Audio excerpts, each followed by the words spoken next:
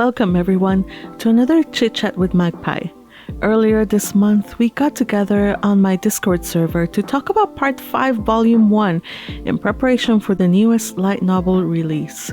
A huge thanks to JC Ferggy, Ben, Crazy, and Brandon, who sat with me for over 4 hours as we theorized and went on wild tangents on all things Bookworm, and specifically, all things related to this volume.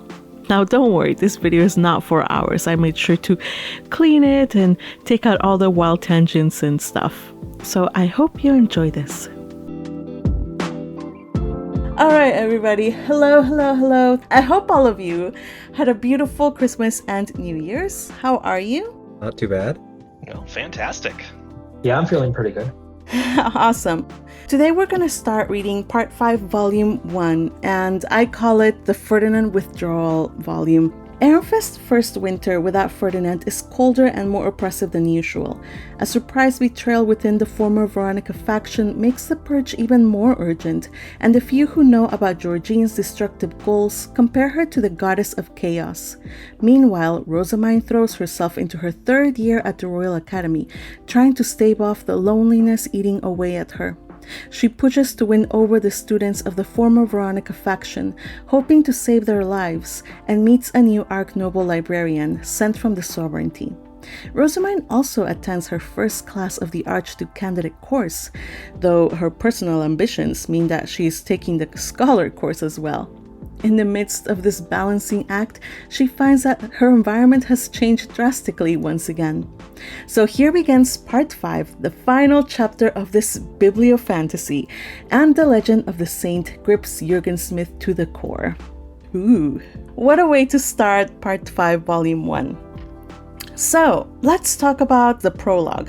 And this is a Hildebrand point of view, and this was part of the web novel, so to me it wasn't new. It was actually a chapter I was really looking forward to. Very ominous chapter, for sure. Definitely feels like things we're already starting off on probably the right foot for another good story and another good part. Also, it really puts into question where the loyalties lie for the head of the Sovereign Knights Order. He's supposed to be loyal to the king, but here he is, kind of doting Hildebrand to search for the 𝙃𝙤𝙧𝙗. Right, yeah, what is his goal? I just kind of feel bad for him because one of the few things that was kind of pointed out by Rabelais was just like, hey, Rozemyne could be, acting in good faith, but she could be being puppeted behind the scenes by Ferdinand. And I'm just like, no, this is exactly what's happening to you in this very situation right now. Open your eyes. Exactly. Raublut gives him, what I call the Pandora's box with the quote-unquote royal secret that he neither confirms nor denies is from his father. So, he's covering his ass in every respect. Hildebrand is still troubled about it. And he doesn't immediately say like, oh yes, I'm gonna do it right after hearing that message. He thinks about it and he consults his mother. And his mother gives him lessons on plotting while patting his head and, making him feel like, oh, you're such a cute baby. But she's giving him lessons on how to get what he wants. And unfortunately, in the end, Magdalena unwittingly gives Hildebrand that final push that he needed to go after this harebrained scheme. During the fellowship gathering, Hildebrand sees Rozemyne and he notices her rainbow face stone. The little boy's experiencing jealousy. He's being whispered to by the goddess of chaos. Oh, that too. He mentions how something inside him stirred, like an ugly kind of jealousy stirred when he saw Wilfrid. Yeah. Which is also crazy because later on, Rozemyne says that at that moment, she felt like some kind of negative reaction when seeing Hildebrand, also because she was jealous, very jealous at seeing how he's just so carefree and so happy, when in reality, he was going through intense jealousy at that moment. It's also kind of interesting how he's kind of projecting his own worries right now onto Rozemyne, because he's like, oh, well, I'm in a relationship that I didn't want, and it was just kind of dropped onto me, and she had the same thing. I hate it right now. She must hate it, so I must save her out of the same situation I'm in. It's that naivety of an ignorant child. It's just it's cute, but it's also highly dangerous. I get it. You're 7 years old. You're not going to you're not going to think about those repercussions. So yeah, Hildebrand is, we're kind of like, no, Hildebrand, don't be a fool. But yes, this kid might be royal, but he's still 7 years old. So I suppose it could be equated to Rozemyne trusting Bonifacius or Karstedt, because they always have the best interest of the Archduke in their minds when they serve. So he's absolutely not questioning his loyalty, because who in the world would ever think that your knight commander it has some kind of nefarious plan? It's inconceivable almost. Yeah, so Raublut is sus, and here's hoping that whatever mistake Hildebrand makes now or whatever, that he will also be given a chance, kind of like Wilfrid.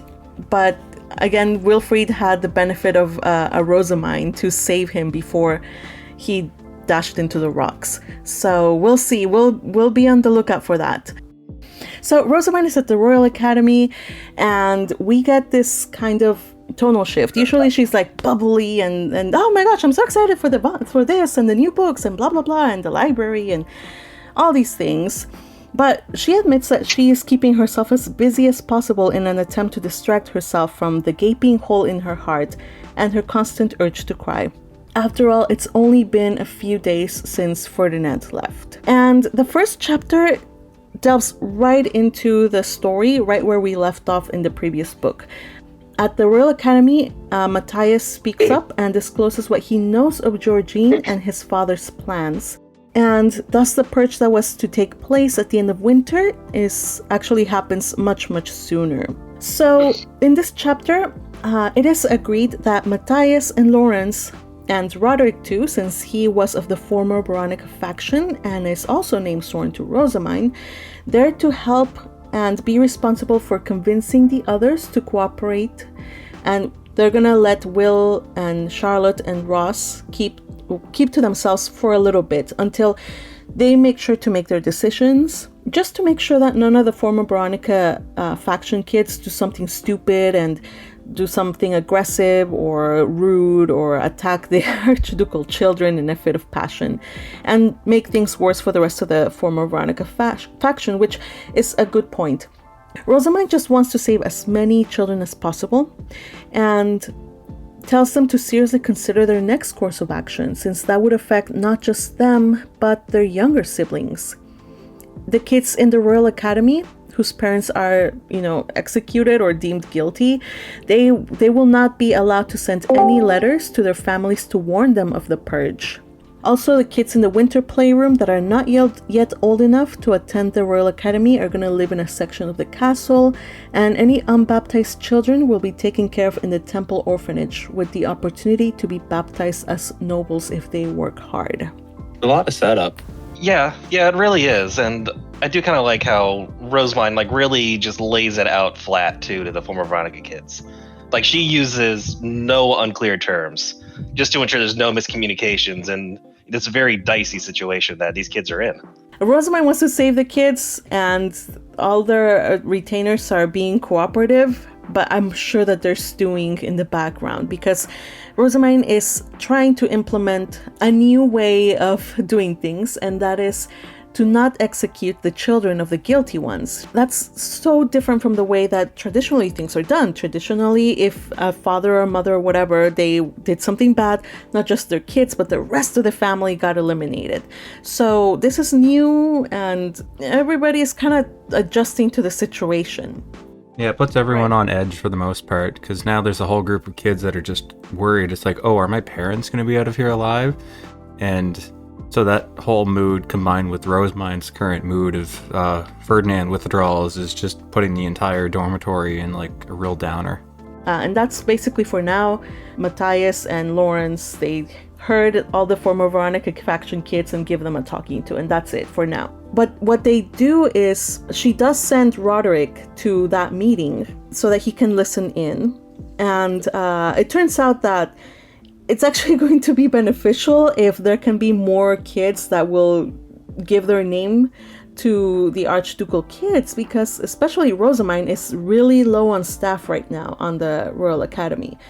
She has guards, but she only has 3 right now in the whole academy to take care of her. And one of them is Theodore, who's like 10 years old. So there's Leonor, Judith, and Theodore. That's it. That's all of her knights at the Royal Academy. So Leonor is gonna be out, and that's gonna just leave Theodore and Judith. And they're still kids. They're babies. They need a strong leader to bolster their numbers. Otherwise, Rozemyne's just gonna be suffering a lot. So yeah. So there's that. Attendance, as far as I know, there's only Lysalida and Brunhilde, with Riarda as the adult one. But Lysalida is graduating this year and Brunhilde the next, so that's also going to present a problem if they don't both. And we have Lysalida's younger sister coming up the next year, right? Brunhilde's, yeah. Yeah, she's going to be like... which is Berghild. Oh, yeah. Right. Yeah, but she's still just barely starting her academy experience, so they need a senior or at least an older kind of attendant to take care of things, at least internally. And then there's the scholars, which is right now just Philine and Roderick. Really feeling the burn there. No arch nobles at all. Mm-hmm. So Roderick returns from the meeting with the former Veronica faction kids and tells Rozemyne what he learned. And unfortunately, there's no good news. Very few kids want to give their name to Rozemyne. Out of the 16 former Veronica faction kids, only 4 have stated that they want to give their name to Rozemyne should their parents be executed. And this is Matthias, Lawrence, Muriella, and Gracia. Here's hoping, when we're reading this, it's like, I hope your parents die so that... yeah, that's... What an awful thing to say. We're not there yet. I know. No. I mean, that's basically what it comes down to. It. Like, I hope that they are forced to give their name, but that would require that their parents are found guilty. So it's like, we want Ross to have more attendance and more knights, but at what cost, right? For the most part, the reason why the kids don't want to give their names to Rozemyne, there's actually several. First off, that they would have to go to the temple, and also scholars fear Hartmut, who is known as a strict kind of guy. That's considering they don't know what Hartmut did during the whole missing Bible situation. Exactly. And the funny thing is that at this point, Philine is like, what? But Hartmut has shown me nothing but kindness. And, I just love this kind of like duality in Hartmut. He is very kind and he has been very supportive of Philine. And I like that about him because despite him being like a really snobby kind of guy at the beginning, he has displayed a really impressive amount of character growth in that he's not letting status or lack of status get in the way of him mentoring his other scholars. The Veronica faction kids, they're scared of Hartmut. Well, there's also her constitution. Yes, exactly. Tell us about that. Well, she's just always kind of been known for being weak and passing out, and who wants to have their master potentially die before anyone else just because they're unhealthy. Like, it's not a appealing prospect for people. Mm-hmm. Yeah. And then there's the real reason. When you're name sworn to the person you're name sworn to, if they die, so do you. Mm-hmm. Matthew's a better protector. Well. Exactly. And then there's one final thing that Roderick brought up. Well, he was about to bring it up, actually. But he suddenly got washing in his head. They cover it later in a final side story. But apparently, because Rozemyne keeps fainting during tea parties, all of her attendants are seen as incompetent and ill-prepared, so they get points knocked out of their total grade. And this is something that nobody wants, so that's why she's not getting any female attendants. I found this part really funny when Roderick gets washing from Lysalida in the middle of his report and taken outside. As a web novel reader, this was always a mystery to me. Like, what was that all about? Especially since, like, through web novel, you're just kind of, like, piecing things together. And it's just like, oh, everyone's happily talking. And now they're really mad, but I don't understand why they're mad. And now Roderick's being attacked. I don't understand actually what's going on. And now I'm reading it, it's just like, oh, okay, it makes sense now. He's just talking shit and they don't want him to. Yeah. Yeah, that's basically it. He got a washing for talking shit. Yeah. Yeah, I want to bring up a really cute moment, I think, before Roderick returned. And we kind of saw the sibling squabbling between Judith and Theodore.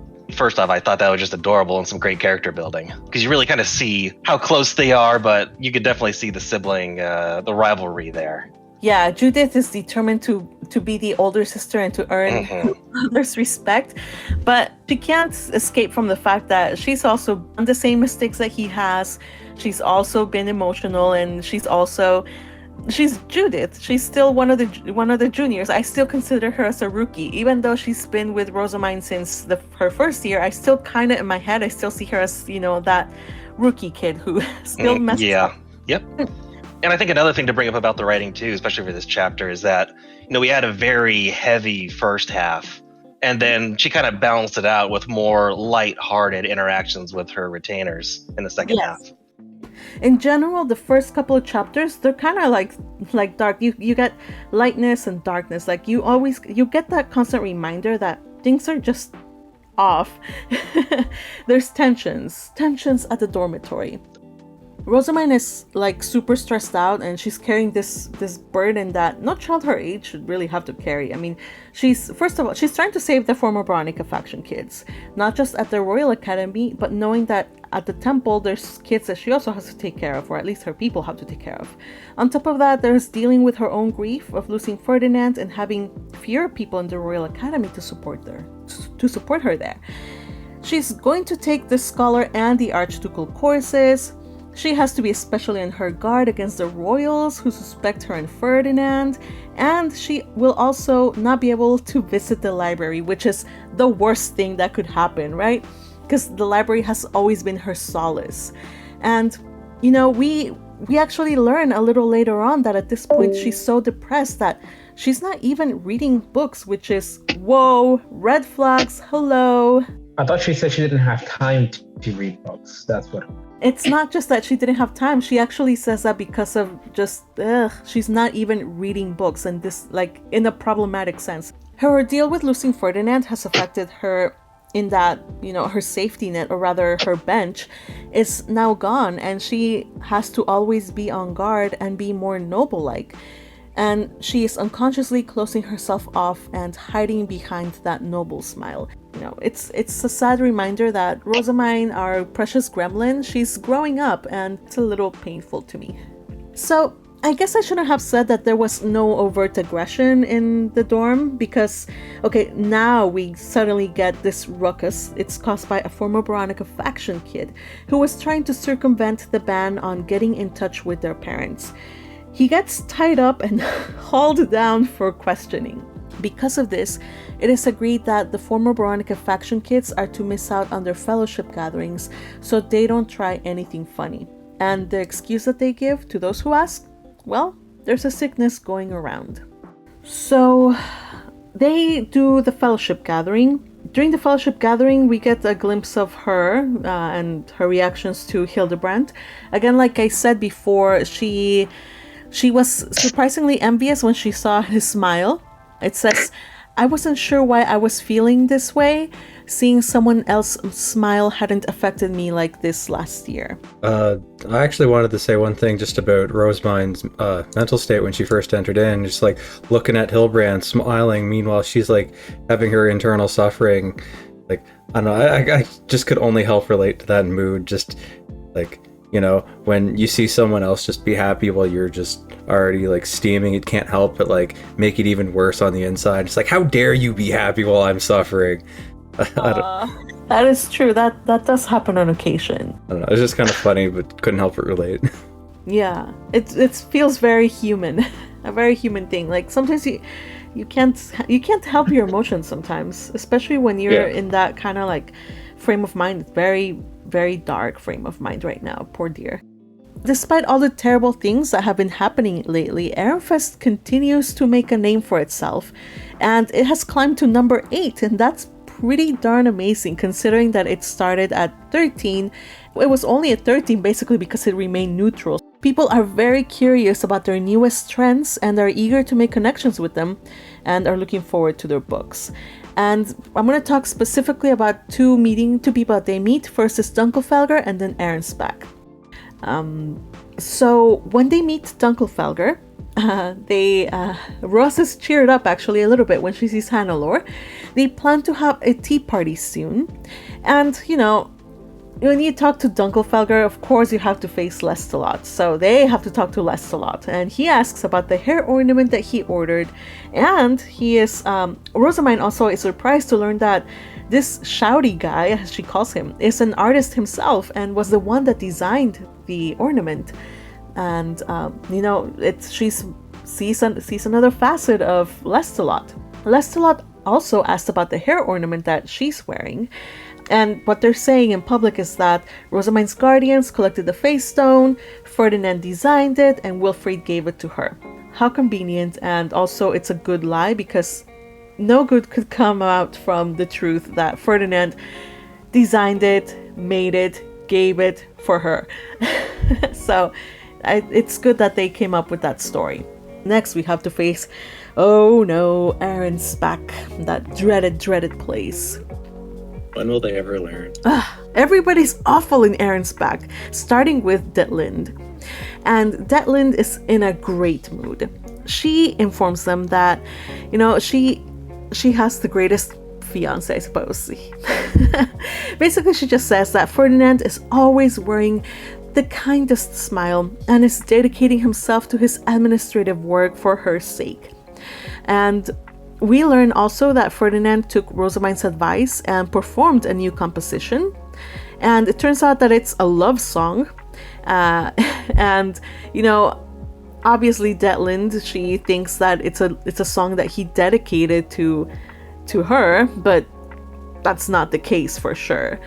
It is decided during this conversation that they will have a tea party in the future and that this time Rozemyne will be included. And oh boy, hooray. I look forward to that. I'm just like, oh, how great that I can go. But like, meanwhile, trenching it in sarcasm. Yeah. Oh, joyous me. So after this, they're heading back, after the fellowship gathering, they're heading back, and suddenly Raymond appears in front of him. And every time Raymond appears, it's like, I get like this totally like disheveled kind of like, he just like, Kramer from Seinfeld? Oh yeah, just kind of like rolling out of a closet. Hey guys. Just how he opens the door and just comes out like that. Like that's how I see him, just showing up, turning around the corner and say like, "Hey, I have this magic tool that contains a recording, and it's a recording from Ferdinand." And Rozemyne is like, "Okay, let me listen to it. Let me listen to it." Rozemyne feels nostalgic at hearing his voice again. But the feeling quickly dissipates as he lights a fire under her, reminding her, and not just her, but Wilfrid and Charlotte of his expectations, and telling Rozemyne what would happen should she fail to meet them. And then they all panic and realize, oh no, we didn't study. That's right. And just... because he expects them to not let the grades drop. He's like, if those grades drop, there will be severe repercussions. And the biggest of all the repercussions, though, is that should Rozemyne's grades go down at all, he's gonna take back the library. Yeah, call Sylvester, get him to take back his family's mansion. Mm-hmm. Yeah. I'm sure that wouldn't go down well. Yeah, no. So, he told Wilfrid that he has to learn how to, give the medicine, right? And luckily, he knows exactly how to give the medicine, because rather than throw Rozemyne into like this spiral of like panic and anger and maybe go in crushing mode, no, like he words it exactly the way he needs to.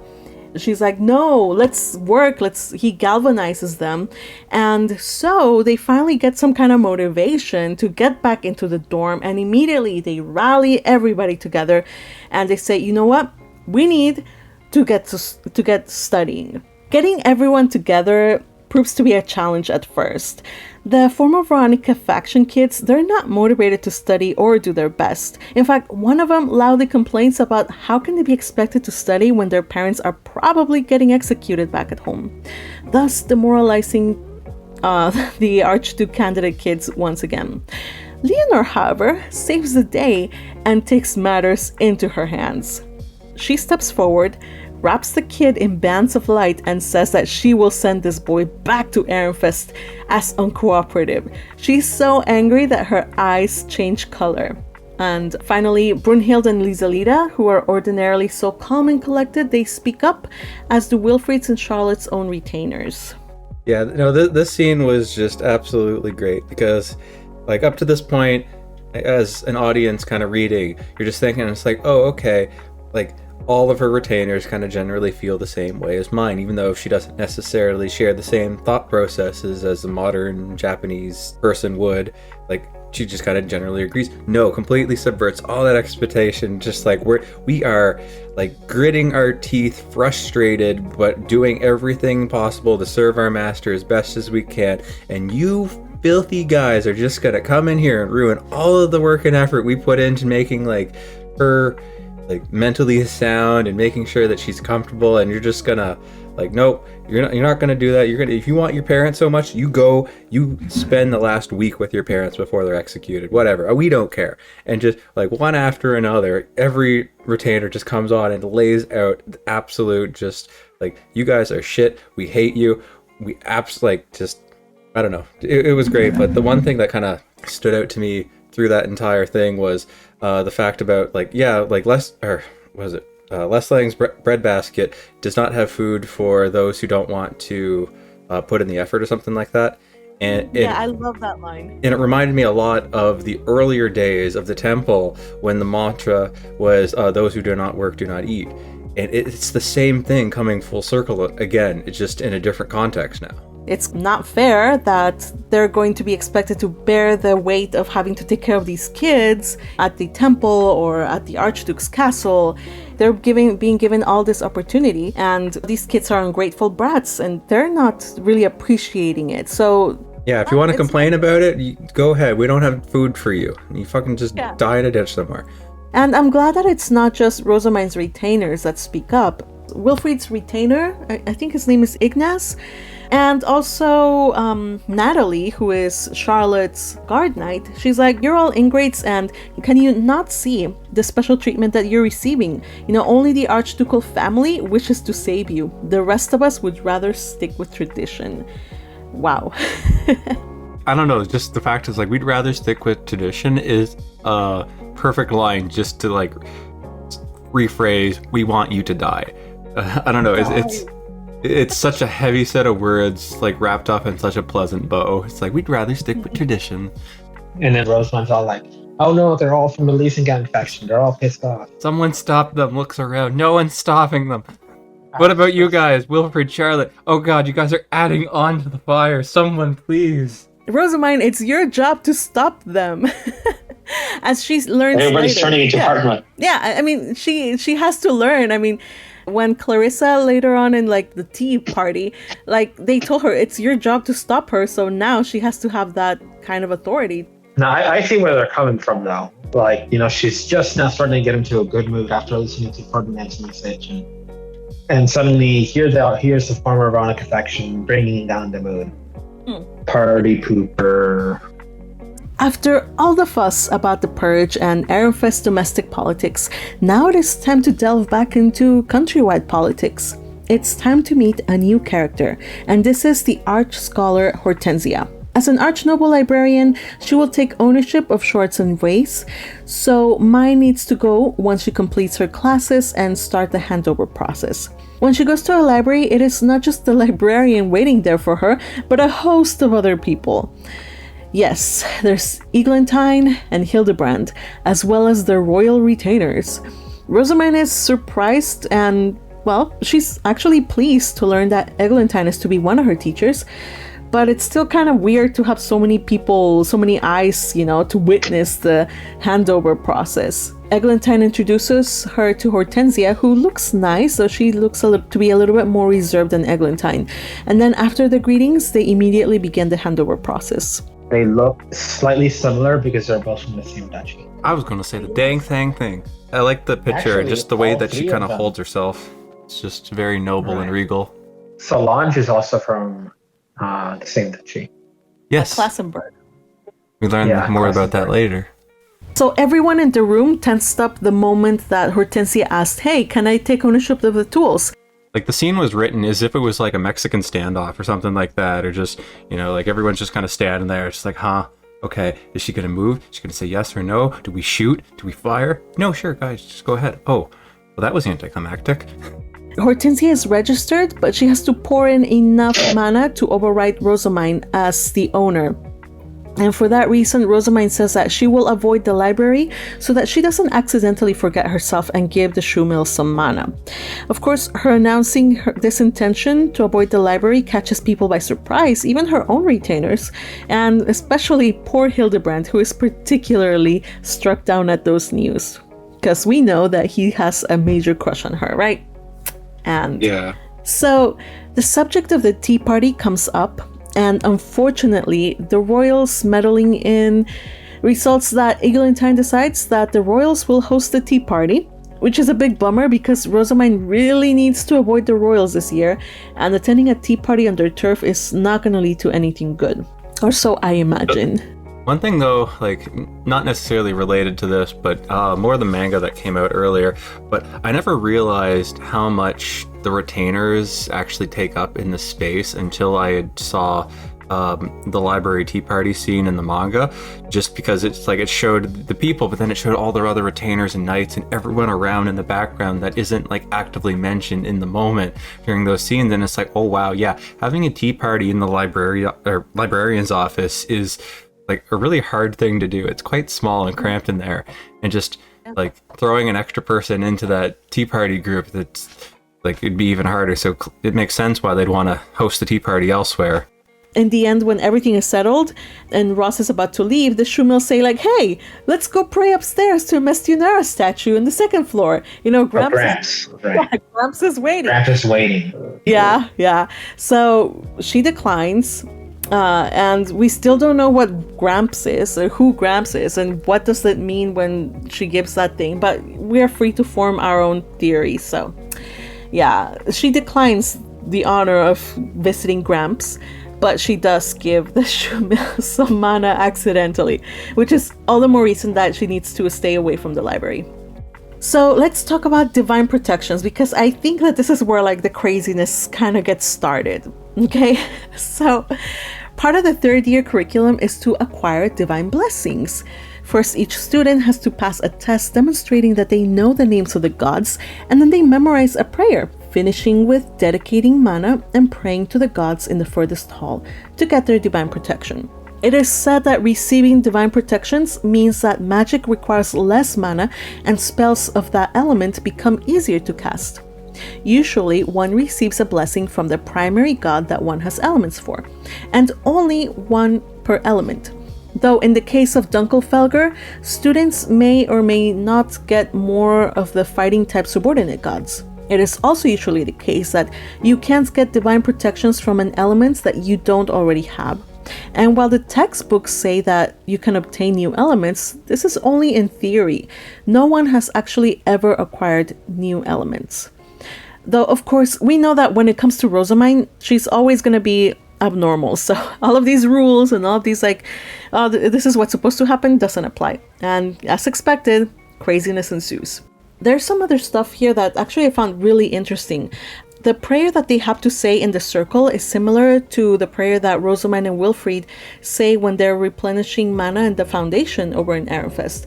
But none of the other Archduke candidates that they talk to, like Ortwin or Hannelore, actually ever say a prayer when dedicating mana. They just simply pour it in. And so that's actually pretty interesting to note. And we don't know yet how it is that this happens, and they talk more about this a little later. But again, there are always going to be the outliers. And when Rozemyne does this divine protection ceremony, there is like a magic display of light that takes place. It's described like lights shut out for every name and every element that she mentioned, and I think she listed like dozens of names out, and of all of those many names that she listed out, she got protections of like half of them. So that's like over 40 deities that or gods and subordinates that she got blessings from. And not only was there a brilliant display of lights, but the statues in the hall began moving and twirling, and they opened a path for her. Hrshur comments that this is what happened also when Ferdinand did the same ritual back when he was a student, and tells her, come on, get a move on and go up into the distant heights. That's how she calls it, the distant heights. And Rozemyne goes up the stairs into the opening, and she finds herself in the White Plaza with the tree that she saw on the day she got her divine will. But nothing at all happens other than Rozemyne realizing that maybe the intended way of things was for someone to spend their days studying and praying until they came of age and stopped growing, and only then they should receive their 𝙃 and protections. And yes, this is the way this was done before. Speaking of which, this chapter is such a tease because the cover of the volume is her climbing up to where the tree is. And we thought that we were finally going to get some deep lore and explanation onto what that tree is. But all we get is, oh, hey, it's a tree. All right, I'm done. Bye. We'll get to it, but not yet. Not yet. It's such a tease. I know. It's a bit anticlimactic. Given that the tree features so prominently in the cover, you'd think that something incredible happens. And I mean, yes, something big does happen. Incredible things happen, but I guess you only connect the dots in hindsight, honestly. The strangeness of this ritual, it doesn't stop there. When it's Wilfrid's turn, he comes back having gotten the divine protection of 12 gods. That is, he got protections from the gods of his six elements, plus protections of subordinate gods. And while that's impressive, Rozemyne doesn't want to burst his bubble and say, hey, I got 40, when he asked her, oh, how many did you get? Hey, and not only that, but Feline went through the blessing of Mestionora, the goddess of wisdom, and acquired a new element, wind, on top of the one that she already had, which was earth. And that earned her the attention of Professor Gundolf. So, Wilfrid, his accomplishment isn't that far out of the normal, because everyone said just like, yeah, people would get sometimes two, because they'd get the one from their pillar and then one from the subordinate of that pillar. So him getting 12 being like each pillar plus a subordinate is the theoretical max of what would be considered normal at that time. Am I understanding that right? No, it's actually still really out of the ordinary, but it's not like shocking as getting blessings, like getting a new element. It's the getting new elements that's like crazy, mind-blowing, like what is going on?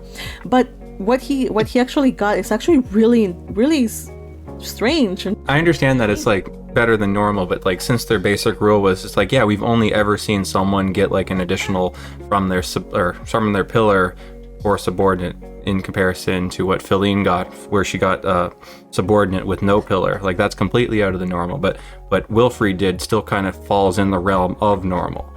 Yeah, it kind of falls into the realm of normal because he got subordinates from colors and elements he already had. So he had 6, he got subordinates within those 6. Like still unusual, but believable, where Feline's just like, what happened? Exactly, they don't understand why. And then there's Roderick. What happens to Roderick? He's special because he gave his name. When you give your name, you're constantly enveloped by the master's mana, so he always has a slight layer of mind's omni-elemental mana around him. So like, yes, he still gets full support from his pillars, but then the rest of the pillars get half support by sharing that connection. And Roderick feels that they shouldn't reveal this to anyone. First, because name swearing should be a sign of pure loyalty, and it needs to remain that way. It shouldn't be done for the sake of gaining elements. And also, if the adults knew that the children of the former Veronica faction were not only forgiven but also benefited by giving their names, there would be a general outcry against them, and it would seem like they had received more of a reward than anything else. Hrshur likewise advises them to keep the results to themselves, as that is the kind of news that would throw the Royal Academy into chaos. It is worth noting that receiving unexpected blessings was not limited to Ehrenfest. Poor Hannelore, she has like chronically bad timing. again and again. That's like the gag joke. And she has the divine protection of 𝙃𝙞𝙀𝙗𝙧𝙗, the goddess of time, as well as the blessing from 𝙃𝙀𝙀, the god of war, which is confusing to her because given her meek nature and all that has happened with her having the worst timing, you'd think that she was forsaken by those deities. But there you go. Hrshur points out that the common denominator to all of these abnormalities regarding the divine acquisitions is Rozemyne. And with that clue, Rozemyne connects the dots and says that it's all because they all prayed and dedicated mana at the temple, which totally makes sense. Additionally, Hrshur says that this could prove problematic for Ehrenfest, this finding, because first of all, Rozemyne introduced a highly effective mana compression method, and then she and her people have been able to secure more divine protections. Therefore, Ehrenfest is sitting on a revolutionary discovery for Jurgensmith, a country that is suffering from mana shortage, and so she recommends that their duchy share their knowledge and not monopolize it so as to improve how the other duchies sees Ehrenfest. And finally, she warns Rozemyne about Eglantine and Hortensia, telling her to keep her guard around them because they were sent by the royals specifically to keep an eye on Rozemyne.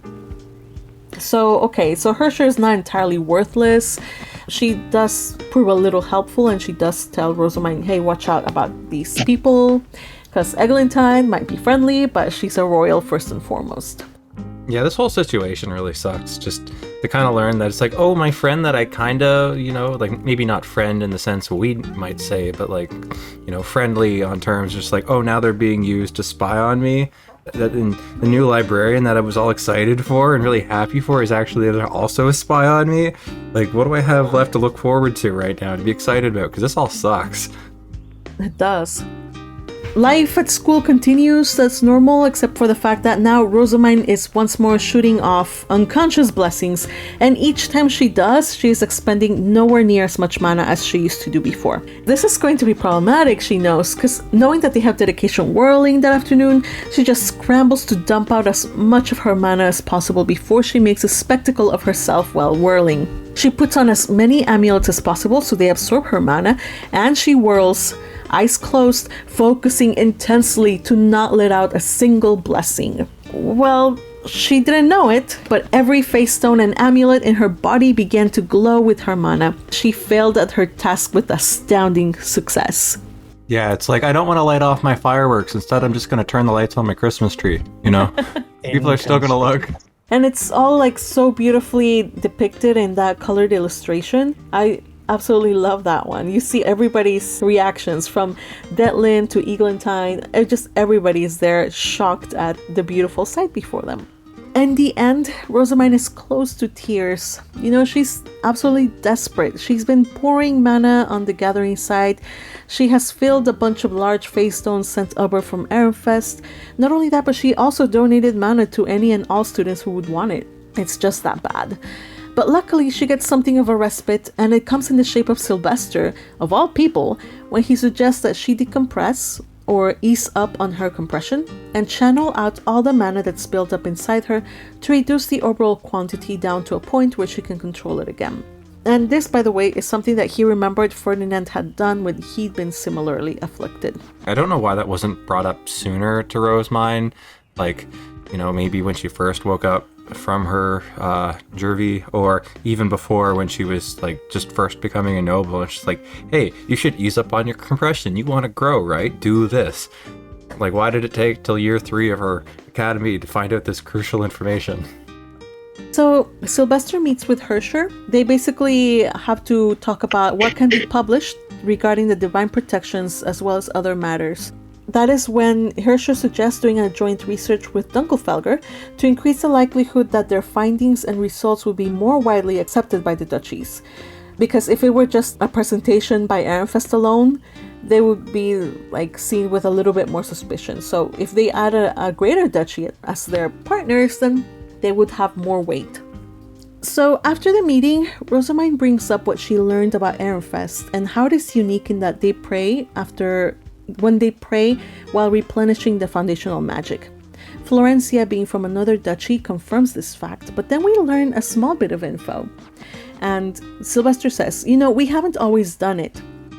It's kind of odd that they only started praying while doing mana replenishment in the time of the old 𝙃𝙗𝙯. And one has to wonder how it is that Sylvester's father thought to start that tradition, and why during that time when he'd been 𝙃 for many years already. And also, what convinced him to do something like, say prayers while replenishing Foundation, prayers that are only said in that filthy, filthy temple. I think it's because it might make it more efficient, the transfer of mana. I got a question off the And script. it also could be the where that whole, as more people pray together, mana flows faster.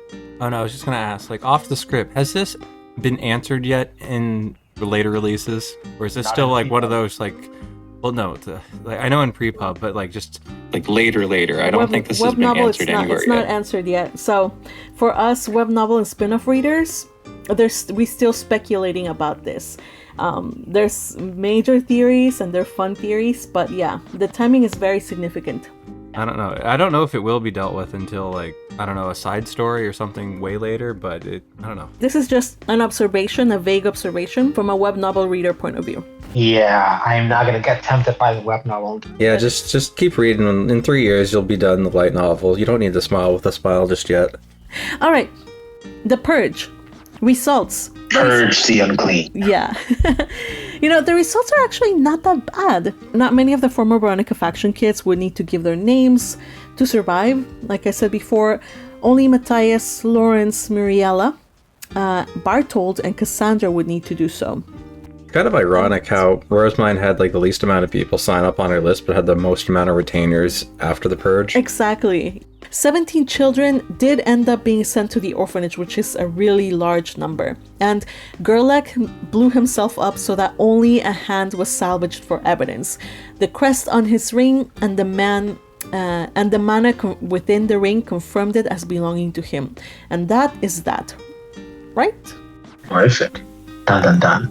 Or maybe not. I don't know. Until I see a corpse, I will not believe, right? Most readers have commented that they do not trust that at all, and he was much too easily disposed of. I don't know, we will see. But for now, Rozemyne feels a little safer that the man that had targeted her for so long is gone. Georgine's followers blew themselves up, and so it was hard to get concrete evidence for her crimes from the heads that remained, and whatever memories they found were distorted because of trug, a sweet-smelling, strong hallucinogenic plant that messes up one's memories. Oh, I like the line where Sylvester accepts that though he didn't get all the evidence he wanted, he is ultimately satisfied with this result. He doesn't say, going forward I will be safe from my sister's maniacal plots, or going forward Georgine will no longer be able to target me, but he says going forward Ehrenfest is going to be safe for Rozemyne. And I don't know, I just really like that line. I believe it's, I don't know, misplaced optimism. It might be displaced, but I still like how he puts the emphasis on, like, yeah, this was not just for me, but also for Rozemyne. Like the thought of him like caring about Rosemine, yeah, I suppose that's kind of nice. So I mentioned the name store in attendance earlier and who were the ones that Rozemyne ultimately ended up with, but I'm gonna go through it again here. Matthias and Lawrence give their names immediately after the news is announced, in stark contrast to how they dragged their feet when they were being told to give their names to Georgine. They have their name stone ready. They do it. They're eager, and it's actually necessary because they need to start getting along with their fellow retainers. Muriella, however, still has to finish gathering her ingredients, but she's to be assisted by Matthias and Lawrence. And Grisha is no longer required to give her name since her family was not executed, yet Rozemyne still needs an attendant, and but in order for her to get Grisha, she's gonna have to accept her name. Like, there's no way that Grisha can be her attendant without giving her name. Later on in the book, she takes on Grisha, who is desperate to get away from her family. Honestly, I think Grisha was probably like the most interesting character out of all these new characters brought up just because of her backstory. She is the child of two blue robes who had a secret romance in the temple, and so she was born in the temple. Eventually, her mother's family took in the mom and Grisha in, and but they considered them a disgrace and confined them to a side building.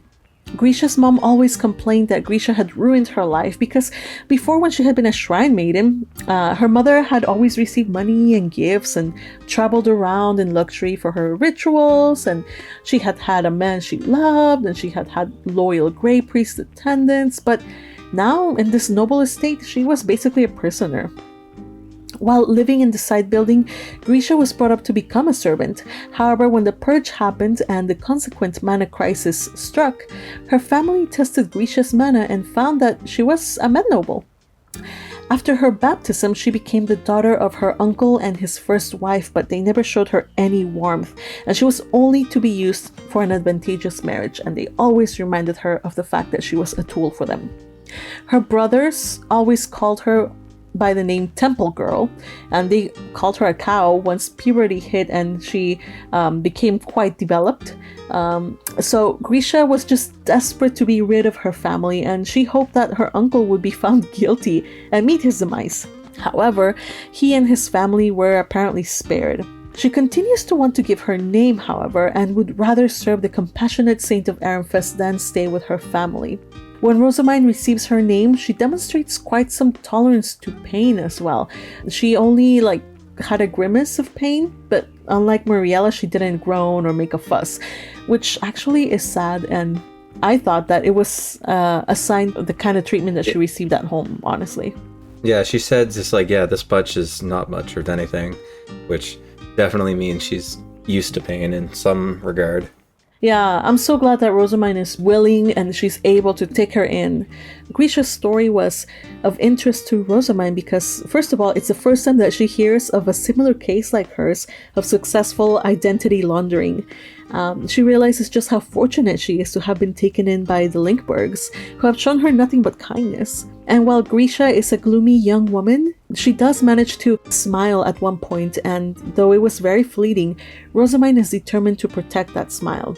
In contrast to the first time she received someone's name, Rozemyne is showing now much more maturity in her determination to protect and be good to those that give her names to her.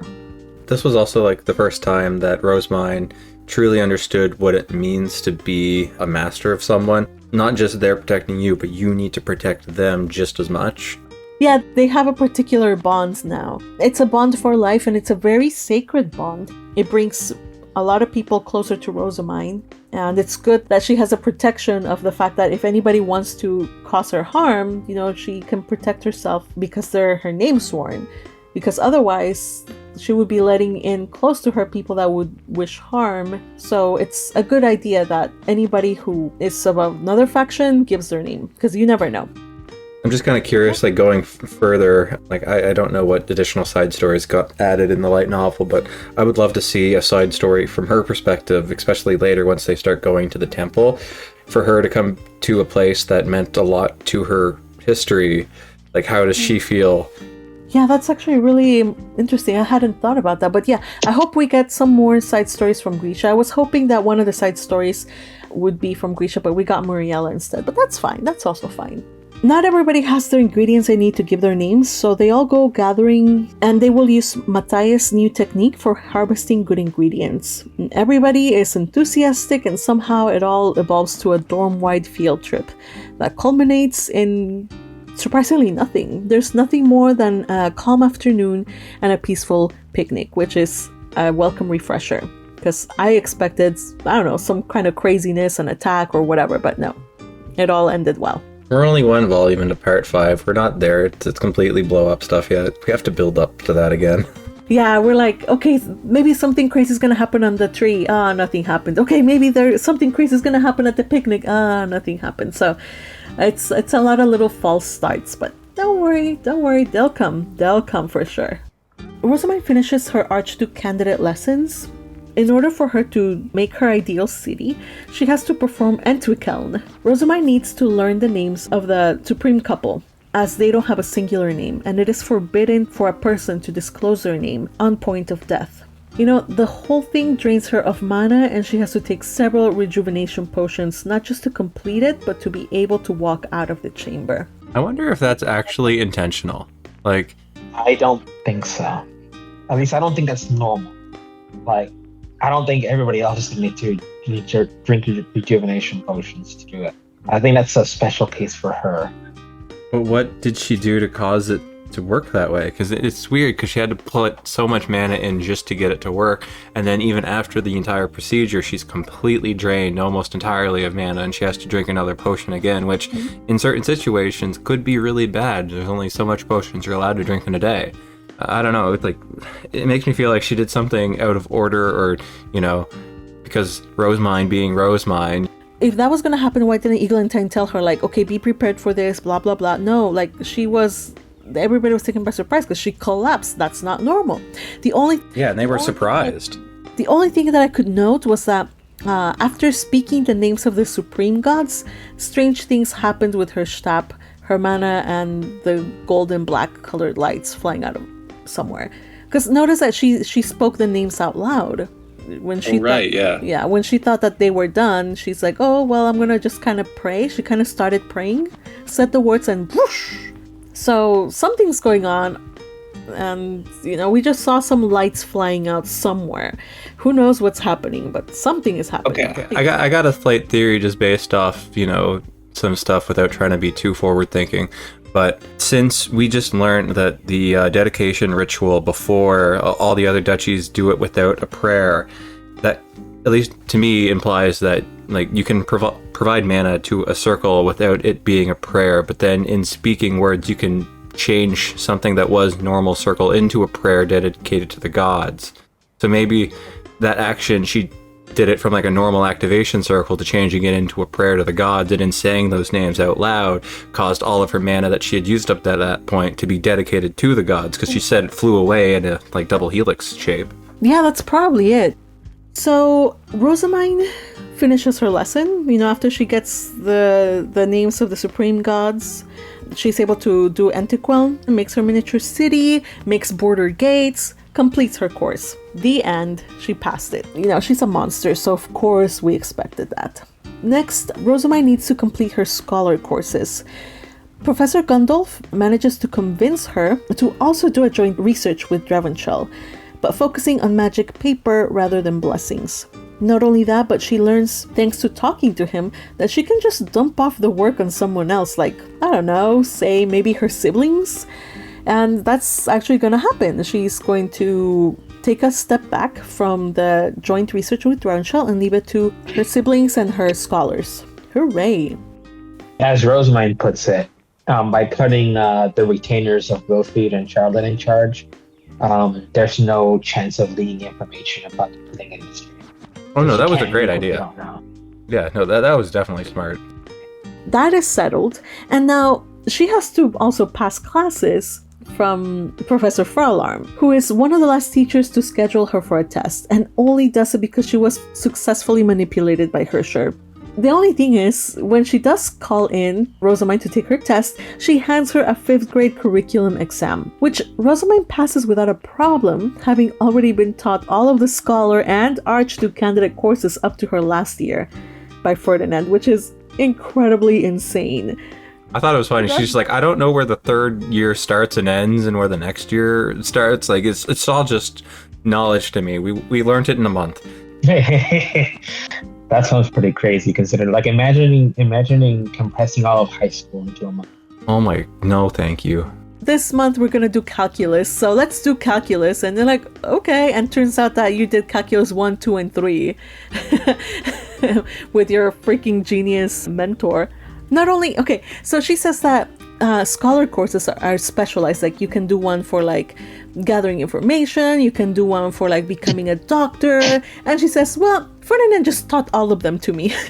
What the heck?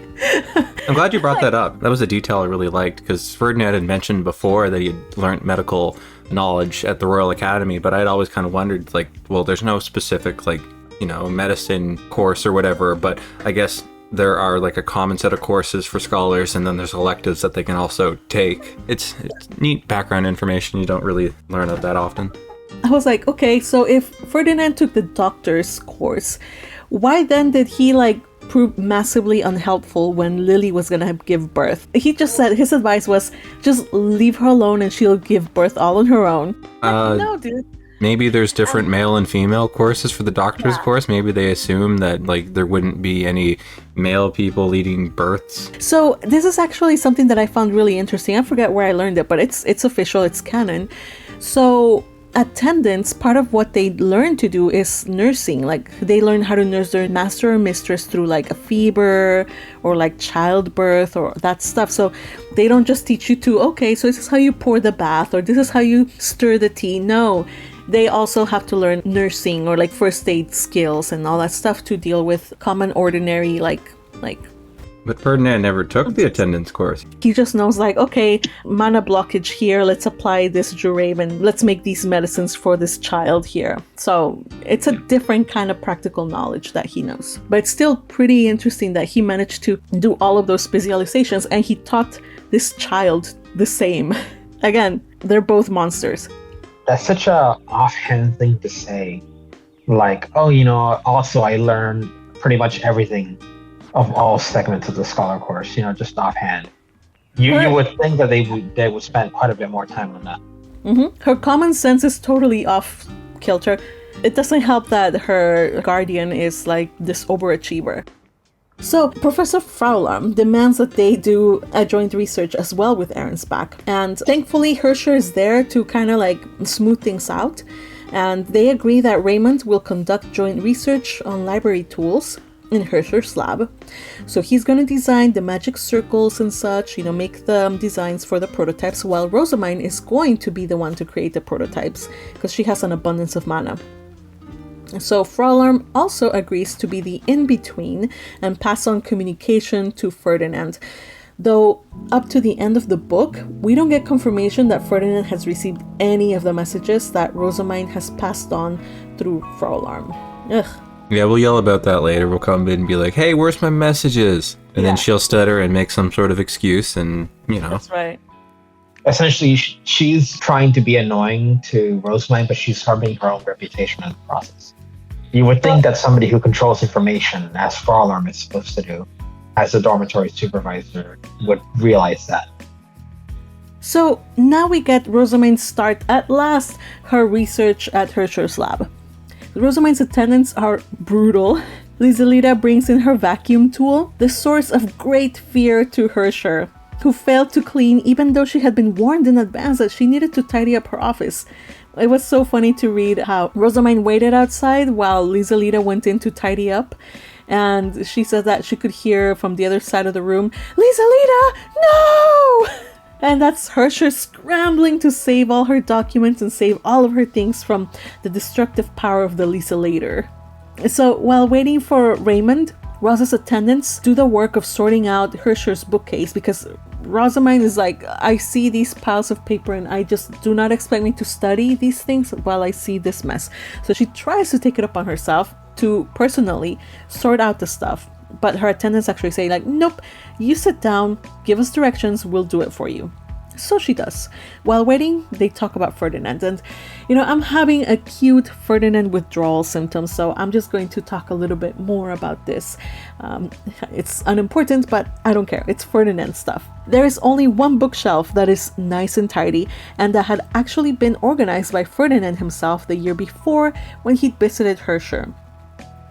Ferdinand's old research included the Academy's 20 mysteries and a map of the Academy that pointed out where each of the mysteries was at. But unfortunately, it was left incomplete and he left no results or conclusions. Hirscher points out that Ferdinand has a particular and peculiar habit of never finishing that which he doesn't intend to publicize. He only stops once he understands and agrees with the results himself and never writes down his findings. He even on occasion determined it best not to leave any written records at all to avoid leaving traces of any of his discoveries. That's kind of weird. So apparently he must have not needed to finish the Royal Academy 20 mysteries because Rozemyne was like, darn, I wish he had finished that. That's actually really interesting stuff. And I personally, ever since I heard about the 20 mysteries, I've always wondered like, hey, what's that? Like, what's going on? I bet that's something important. But even Ferdinand left that unfinished. We don't know why exactly, but who knows? Maybe there's something important there. I don't know. Hint, hint. Hint, hint. Hint, hint. Hint, hint. later. So she feels happy as if she were a librarian because she's actually doing something like organizing papers, documents, and stuff. And the change in the office, it's actually so dramatic that after a while, Raymond comes from his classes, and when he enters, he immediately he's apologizes and then runs out. Oops, wrong room. Yeah, he thought that he had stepped into the wrong office and he just ran off. I don't blame him. I don't know. I just love Raymond so much. He is such a fun character. Now, he makes the blueprints for the magic tools that they're gonna need, and he goes back to class. And meanwhile, Rozemyne stays in Herschel's lab, and she makes the prototypes of those from those blueprints. And he returns, and she's like, "Hey, look at me!" She's so proud, with her chest puffed up. He's like, "I worked really hard," and she has not one but 4 prototypes. She produced them back to back. And poor Raymond, I feel so sorry. He got so depressed when he saw that, because while he is incredibly gifted at designing magical circles, much more than Rozemyne, he still can't make prototypes without needing to take rejuvenation potions. But he's still gifted, in my opinion. Together with Rozemyne, they'll make quite a considerable team. And in the end, he sends over the prototypes that they made with a message to Ferdinand from Rozemyne, who used the secret invisible ink. So it's a good thing that she has a reliable avenue of communication through Raymond with Ferdinand. And she will need Ferdinand's advice soon, since the royals, or that is 𝙃𝙞𝙀𝙗, have invited her over to the Bookworm party. And well, oh boy. Let's talk about this chapter, A Request from Royalty. Rozemyne arrives at the appointed hour for the tea party, and well, she finds that she's the only one present there. And that was entirely on purpose, as Anastasius had summoned her earlier than the others, so that they could have time to have a private and very serious talk. First of all, he chastises her for her excessive actions of late. She's not quite sure what he means. Which one do you mean? Oh, the blessings during the spinning ritual? No. He's referring to her doing 3 joint research projects with greater duchies, and he warns her that they might steal the work and credit if Ehrenfest isn't careful. He gets her to confirm that she shot off a random blessing on him and 𝙃𝙀𝙀 during their graduation, and in order to quell the political unrest caused by her blessing, he requests that she give a similar blessing as the High Bishop during Sigiswald's marriage. She is hesitant, but again, when he mentions how worried he is for his brother, she is moved and agrees with some conditions. I don't know, it kind of feels like a little, not sleazy, but it's just if you're going to call me out to have a meeting, call me out instead of ruining my tea party mood. But I understand royals will be royals and will find an efficient way to ruin my evening. So after this discussion, Hannelore arrives. She thought that she was arriving earlier than usual, but again, she has bad timing. She arrives before the actual tea time, but Rozemyne's already there, so she apologizes once again for the shoe mill incident, where she took possession of the shoe mills by mistake. And her concern is brushed aside, however, and instead they are asked for help. You see, the second royal request is that they cooperate with Hortensia. There is a forbidden archive that requires 3 keys in order to open it, and Hortensia can't register more than 1 key.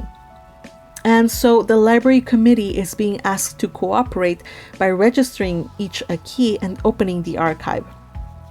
Rozemyne gets really excited because she will be able to peruse the contents of that forbidden archive, but Anastasius... And then they put a halt on that. Yep.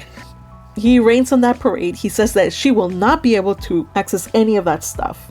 The poor thing, she's been hungering and lusting over the forbidden archive. I mean, wouldn't you, if you were a bookworm, to know that there's a forbidden archive? Who knows what secrets there are? Forbidden knowledge.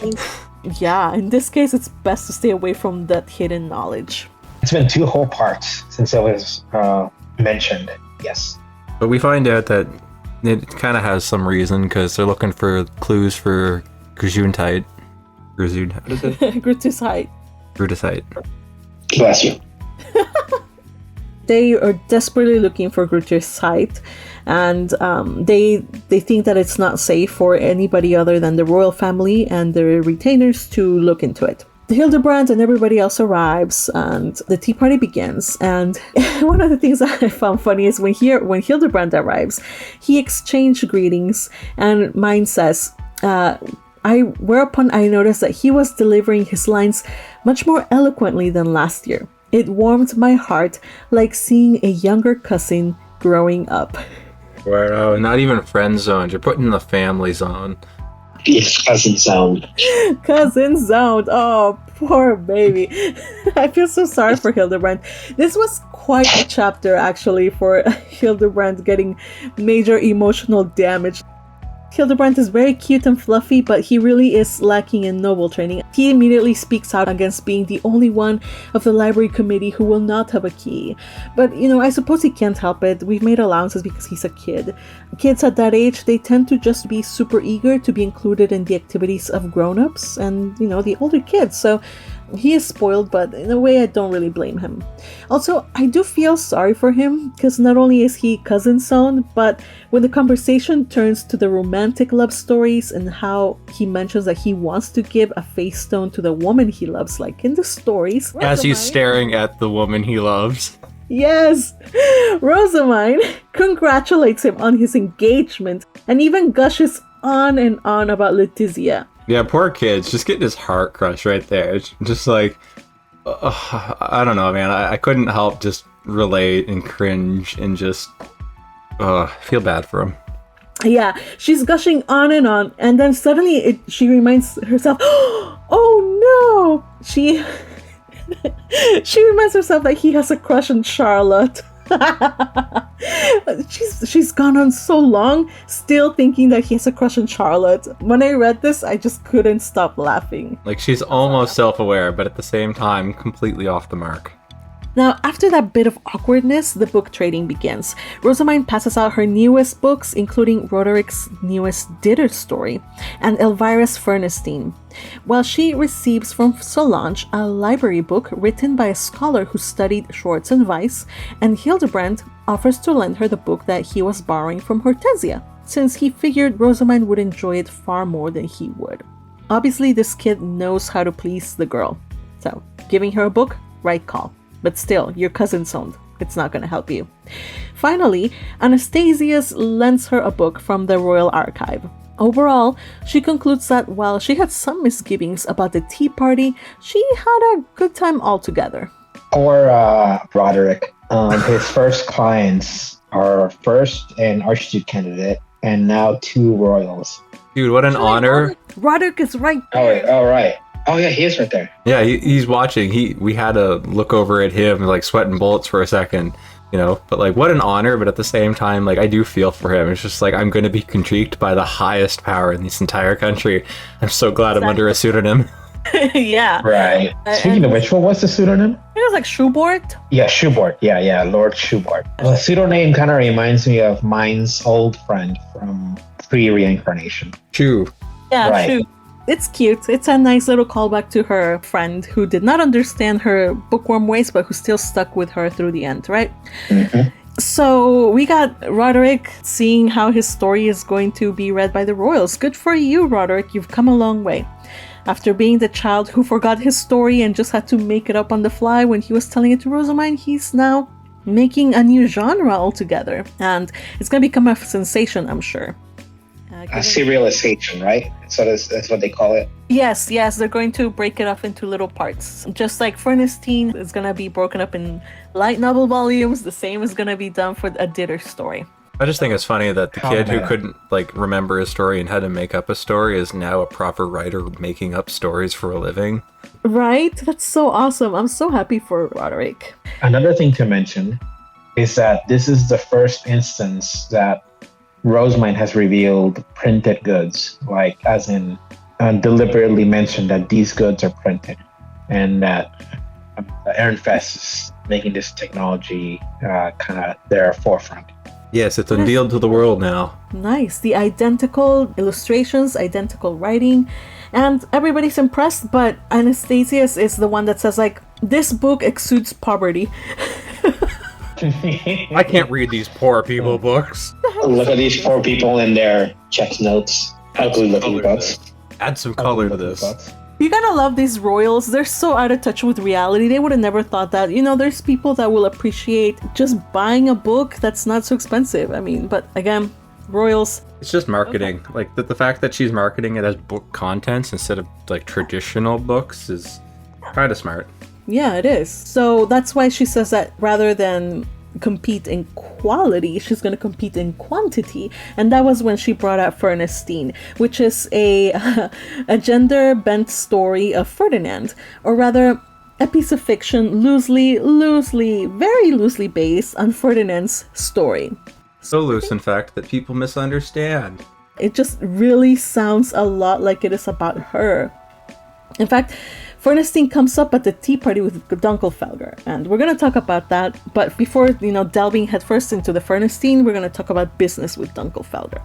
Ehrenfest and Dunkelfelger finalize the details regarding their joint research and the sales of the Dunkelfelger history book during their tea party. Dunkelfelger agrees to the joint research with some stipulations. First, they must also play dither. After all, they can't just do the rituals for before and after they dither and not actually play dither, right? And the second condition is that Ehrenfest is to show them their own rituals as well. That's a convoluted way to say, I'll show you yours if you show me mine. Exactly, I was gonna say that. The way he's like kind of like like clearing his throat, like feeling a little awkward, he makes it even more weird. Well, he's such a tsundere. So. I know. And, people looked at me like I was a crazy woman when I said, like, yeah, I kind of like Lestalot, but now they're beginning to understand, okay? I have been vindicated. He goes about it all the wrong way. Like, if he was a little bit more, like, front and forward with his emotions and opinions instead of just, like, constantly shit-talking everyone, probably wouldn't be a bad person. True. When they deliver the hairpin that Lestalot ordered, Lestalot approves of it, though they require Hannelore to be the translator because he says something very gruff, and then Hannelore's like, oh, my brother finds absolutely no fault with the thing, or like, there's always has to be a Hannelore to translate things because otherwise it would just sound too mean if she didn't clarify.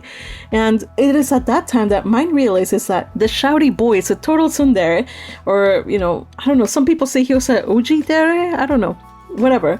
Well, he does have an adorable side to him where he's just masking his anxiousness and impatience with a cocky and irritated attitude, and the realization made Rozemyne want to laugh. It also seems that Lestalot is making more mental notes about Rozemyne throughout the tea party, like her tastes, how she handles her attendants, especially those who are troublesome like Clarissa, and he's also observing the skill of her personal artists and her craftspeople. So all throughout this tea party, we just kind of like see Lestalot just, he wasn't even supposed to be at the tea party because those tea parties were usually just Hannelore and Rozemyne. But yeah, he butted his way in. Yep. It's interesting to see all these interactions, especially now that Rozemyne is slowly starting to see that, this shouty guy, he's not being mean, he's just being awkward and stupid. That's fun. I really, really enjoyed this chapter. And now we get to the Clarissa part because, yeah, Rozemyne agrees to the request that they made, but in exchange she wants Clarissa to be one of the Dunkelfelger scholars involved in this joint research.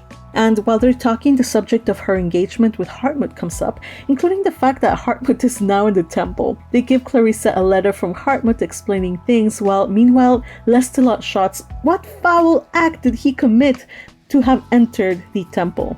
Lestalot does tell Clarissa that she has more than enough grounds to cancel the engagement, but Clarissa is actually proud of Hartmut and has no wish to cancel the engagement. She's so full of energy, she actually starts raving. She starts preaching, and she goes into intense Hartmut mode. Yeah, she's like, I don't even need to read this letter. I'm good. Just crushes the letter in her hand. She's like, I accept. These apologetic words are not even worth reading. No matter what my family says, I will charge down my own path and take him as my husband. Oh boy, go Clarissa. Yeah, it was like half that, but also half her respect for Hartmut. It's just like, no, he's doing what he believes in to support his master. That is what a loyal vessel does. Like, I'm gonna follow Hartmut in his path. Yeah, she says that she would have even battled him for the honor to become the high priest. Like, crazy. Yeah, it's pretty crazy. Remember, she's a scholar of the sword, so she's not to be taken lightly. Those words, they do hold some weight. Luckily, Clarissa is safely in the Royal Academy, and Hartmut is off in Ehrenfest, so this cannot happen. But it's clear that she and Hartmut are really made for each other, a match made in heaven. They're soulmates, two halves of each soul, whatever. There really is no one else in 𝙃𝙞𝙧 that could match our precious weirdo the way that Clarissa does. And yeah, like I said, she went into preaching mode, just like Hartmut does. And she actually appears to get into such a state quite often. The people in Dunkelfelder, they're used to seeing her like that, but they do ask, yo, Rozemyne, take over and control her, because we don't like it when she gets like this. It's really weird. So we talked about the hairpin. Now they talk about the art. So when they hand out the books that they have for the Dunkelfelder story, 𝙁𝙗𝙗 is particularly interested in Rozemyne's personal artist, and oddly enough asks if she has drawn pictures of her. Rozemyne doesn't know that he himself is drawing pictures of her in the privacy of his own studio, but we know now. And I bet he really wants to see other pictures that other artists have made. Unfortunately, he will never be able to see them because they're all being hogged by Hartmut. Now, when they are shown the advanced copies of Dunkelfelder history, he is mostly focused on the illustrations and complains when the 𝙃𝙬 story is not illustrated. Again, Hannelore acts as interpreter, and Rozemyne realizes that 𝙁𝙗𝙗 was offering himself as candidate for illustrating the 𝙃𝙬 story. Again, I found this exchange with 𝙁𝙗𝙗 really cute. He's acting all tough, as the future 𝙁 of a duchy would, but deep down he just wants to follow his dreams and make art. I love that about him as a creative, and how happy he was when they found a way for him to provide art even after he graduated. So I hope that this deal works out for everybody and that they make some awesome art for the 𝙃𝙬 story. And again, to think that Roderick's story would be illustrated by an Archduke candidate. And not just an Archduke candidate, but the future 𝙁 of a major duchy. So that's pretty wild. Alright, so let's just finish off with the Fernestein. The chapter ends with a discussion of Fernestein. Hannelore thinks that it is based on Rozemyne, as the similarities are absolutely striking. The blue hair, being taken in by an archduke, the beauty, the great intelligence, and so on. Rozemyne denies this vehemently, but she lets it slip that it was based on a real person, or rather loosely based on several people. She doesn't say that the name is a mashup of Ferdinand and Eglantine though. She belatedly realizes that this book could only besmirch the archducal couple if people thought of it as being based on fact, so inwardly she hopes Elvira releases a next volume as soon as possible. After all, no one would continue to believe it was based on Rozemyne if the story reached the point where Fernestein and a prince fall in love. Right? Already, that's Chekhov's Gustav right there. Yeah. Forget Chekhov's gun. It's his whole train car Gustav canon. So, worst case scenario, Hildebrand reads or hears about Fernestein, mistakenly believes it to be about Rozemyne, and interprets it as her cry of help. And oh my god. Then he's like, oh my gosh, I have to go save her, and she's in love with me. And oh no, he's already opened Pandora's box. Could you imagine? Yeah, I know, right? Fernestein is a bad idea, and they really need to cancel all the printing. It's hilarious and sad that at the same exact time that Ehrenfest is trying to improve its image, with the publication of Fernestein, they're basically shooting themselves in the foot. So somebody please stop this. We don't need that second printing, please. No, I just feel so sorry for it.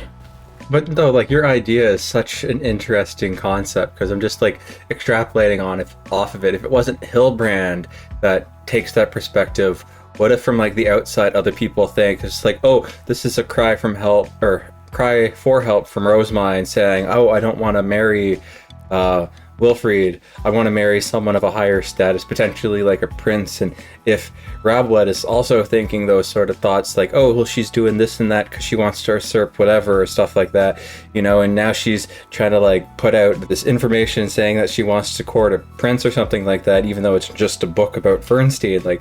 There's so many ways that this could be misconstrued by people and taken out of context. Fernestein is a bad idea. They really shouldn't sell it, or they should just keep it to Ehrenfest. Someone should have proofread it before releasing it. Be like, hey, this kind of sounds like you. The only people that are probably going to get that it's based on Ferdinand are from his generation. So, like, sure, if you give, God damn, what's the guy Ferdinand had his cape forever? Oh, Ḥišīs. Yes, Ḥišīs. If he read the story, he might be able to, like, connect the dots and stuff like that. But I think your average student, especially now, would look at it and like, oh, a blue-haired person from Ehrenfest? Yeah, that's Rozemyne, right? Who, like, excels at everything and has beauty divine. Yeah, like, who else does that describe? Who was adopted by an archduke? Oh my gosh. Sylvester, he read it and he laughed about it. Sylvester, my man, he didn't think about the implications, but okay. Never does. Yeah, never does. So after all these tea parties and all the strain of this socialization, Rozemyne is sick and she has to take it easy for a few days. It's kind of nostalgic given that she's now healthier than ever, but she's like, oh, it's the first time since the Jureve that I've been sick. And she takes it easy, she reads some books. When she recovers, she reads all her messages from Ehrenfest, which included permission to do the star binding ceremony for Prince Sigiswald, but only if it was done remotely. This, however, is not possible. Rozemyne said that she would need to be doing it in person because otherwise she couldn't guarantee its success. So Sylvester also let her be one of the key keepers at the library. Again, he seems to not really understand the implications of it, but he gave his permission. And either way, it's a royal order, so it's not like he can say no. So at this point, Rozemyne takes Muriela and Grisha's names because they had finally finished collecting all of their ingredients. And once she recovers, she returns to Herschel's lab, where a letter from Ferdinand replying to her letters is waiting for her. We're gonna go through some of the points, not all of them, because there was a lot of responses from Ferdinand. And we're getting really, really close to the 3-hour mark. So, of course, he scolds her, both in the regular ink letter as well as the invisible ink letter. Yet he does give her a very good, which fills her with delight. Ah, yes, the patented Ferdinand. Very Yes. good. So good for him for giving her some validation before he just gives her all these reprimands and all these scoldings. He scolded her for using the wrong terminology for what happened at the dedication ritual. She's not supposed to say that she ascended to the distant heights, because it sounds like she is saying that she died, which is actually something that could happen to her. He confirms that yes, he gained more protections after adulthood, and after entering the temple and praying, he tested himself and saw that yeah, he had more protections, but he never tested anybody else, like his retainers. So hearing that Rozemyne is planning to run that experiment in Ehrenfest, he kind of sounds like he really wishes to be involved in those experiments and to see what happens. And poor Ferdy, we see that he's missing his old scholarly pursuits, and they're basically working him ragged over there in Aaron's back. Oh, poor thing. Now, in the spirit of competition, he says that since Raymond and she are both his disciples, he means to push them harder than ever so that their joint project stands out far above that of the joint projects that Ehrenfest is doing with Rauwenschel and Dunkelfelder. I feel bad. It's like, if you're going to support my name, you have to put in the effort. It's like, okay, fine then. I'm not going to be your disciple. Go away. That is so on brand for Ferdinand, who hates to lose, and both Rozemyne and Raymond are devoted to him in a way that they'll take the suffering for the sake of their master and their teacher. So he's crazy, but so are his students. He also gives her tips for performing the Starbind ceremony, which include bringing Hartmut along to support her and ensuring that she doesn't get sick before she performs the ritual. And when she says that she wants to bless him also during that time, he says like, no, thank you, I don't want you to do my Starbind, because probably you'd end up blessing me more than you would bless the prince himself, and that would just cause all kinds of problems. Yeah, I'd be like, hey, I gave you a bigger blessing than the prince. In the presence of everybody, all the archdukes of Jürgen Smith will see that. When she mentioned about being one of the people to hold the key, he says that there's no situation where she will be able to open the key and the other librarian will be the one to search the documents, because it is his understanding that only those registered as royalty or Archduke candidates registered as mana suppliers for their foundational magics, and the library's tools, that is Schwartz and Race, can enter the archive. So Hortensia is neither royalty, and she doesn't have her magic registered in any of the foundations, so she won't be able to enter, as he recalls. So the librarians only hold the keys, but the people that actually entered were the archdukes and the royalty. Rozemyne would be among the very few who could have access to the archive, which makes her actually rejoice a little. But Ferdinand says if the royal family has lost knowledge on these matters, then it would be best for them to see it immediately. You are not to approach the archive yourself, however. Doing that will only cause problems. Upon leaving the hidden room, Rozemyne explains things to 𝙀𝙯𝙗 and sends off ordinances to the library, to Hildebrand, to 𝙃𝙀𝙗𝙀, telling them of the fact that archnoble librarians can do no more than open the archives, and inside are documents that the royal family would benefit from reading. I don't know, like, what was the urgency of her doing this? I don't think she should have done this. She was just desperate to get into that archive herself. Let's just be honest. She probably wasn't thinking all that hard about it. Or she was thinking, and the fact that the librarians couldn't go in means that maybe she would be allowed in their place. I get it. She wants to have access there. But I mean, when they ask her, where did you get this information? What is she going to say? Like, Internet? Yeah. She should have left it to the royals and the librarian to find out the information that Ferdinand told her on their own. Like, yo, Hortensia can't enter the archive. What do we do? Okay, we have to bring in the other ones and see if they can go through. Oh, well, they can go through. I wonder why. Oh, because they're Archduke candidates.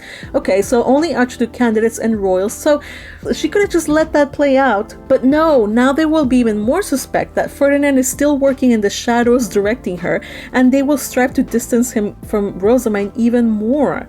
So I don't know. I don't know why she needed to do that, and I'm just worried. I'm really worried about this, which the moment that she received an ordinance in reply, and the reply was not from 𝙃𝙀𝙗𝙀, but from Anastasius, I knew she was in trouble. I'm like, I expected this.